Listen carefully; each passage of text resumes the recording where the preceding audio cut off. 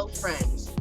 This presentation is being brought to you, moi, Krystal Williams, and I am currently the Maryland Music Educators Technology Chair. I'm also a music professor at the University of Maryland, Baltimore County. And I am so happy to talk to you about one of my favorite topics, one of those things that is most near and dear to me. It's about arts advocacy. Without arts advocacy, a lot of programs that our communities engage in would cease to exist. So I'm going to tell you about how to bring your A game to arts advocacy. I want to first start out by saying I never thought I would be an advocate about anything. I, for 14 years, was a Baltimore City teacher, and I never thought that I would be in front of anybody talking other than students. And how did I get to this journey? Well, first of all, the average person doesn't know anything about arts advocacy. And it can be overwhelming when you find yourself desiring to be an advocate, or even sometimes like myself, I was forced into it. I was forced into it because my students needed things and I didn't know how to get those things. And I was feeling so defeated and powerless from my classroom. I said, I have to be able to talk to people to see if I could get them on board with providing my students with the resources they need. And that's how I came up with bringing your A game. And this is kind of a borrowed topic because there's a book a friend gave me called The Art of Gathering. And they talk about why we gather. And then from there, I said, all of these things are about bringing your A game. The art of gathering, what it is to have agency or social agency. How do we use media to get people involved in things? And of course, how do we educate ourselves? So this first segment, we're going to talk about the art of gathering.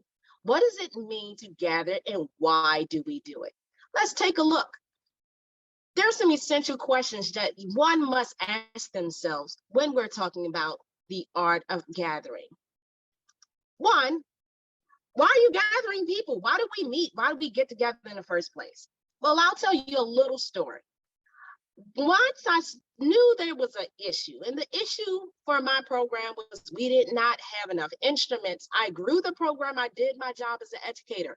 I recruited all the students that I could into my band program, and guess what?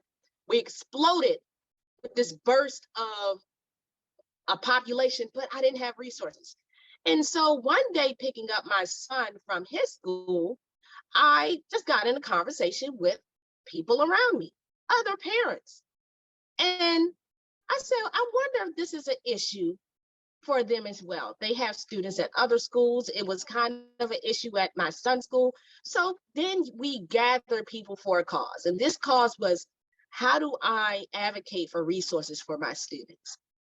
So that leads us to the next question. Who's the bait?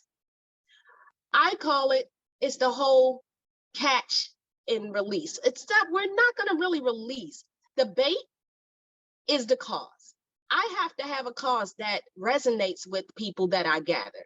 In this case, these were parents who, like me, wanted the best for their children, who also wanted resources for their children. And unfortunately, the school didn't have the budgets or the resources to provide them. So I had to bait them with a cause. And that cause came from talking about a talent show and how, oh, I really wish we could have a talent show at my school, but our sound equipment is terrible. What's my hook? My hook is something that everyone can relate to, wanting to see their children succeed, wanting to see their talents. And from that, I was able to gather people. We often gather people who we know. We gather the people who are closest in our circle. We gather like minds. And we can do that in very informal opportunities at the grocery store. We can do that at our religious places of worship. We can do that at our community meetings. We can do that just sitting in the lounge eating lunch. We gather people. And then I had to figure out, how do I continue to catch more stakeholders? Even the people that were just shooting the breeze with me outside of my son's school, they're now stakeholders. So we start with exchanging information. Here's my email address, or here's my phone number. Let's talk about this a lot more at a more convenient opportunity because, hey, we have to get our kids. And then once I had enough stakeholders, my most intimate circle, I was able to gather those people, and that's where we start to have a sense of agency, which is our next topic. Then I have to figure out, what are my steps? I have people. What am I going to do with this group of people? How am I going to get them to do the work needed to be an active advocate in my cause? See, now we've gathered them, we hooked them.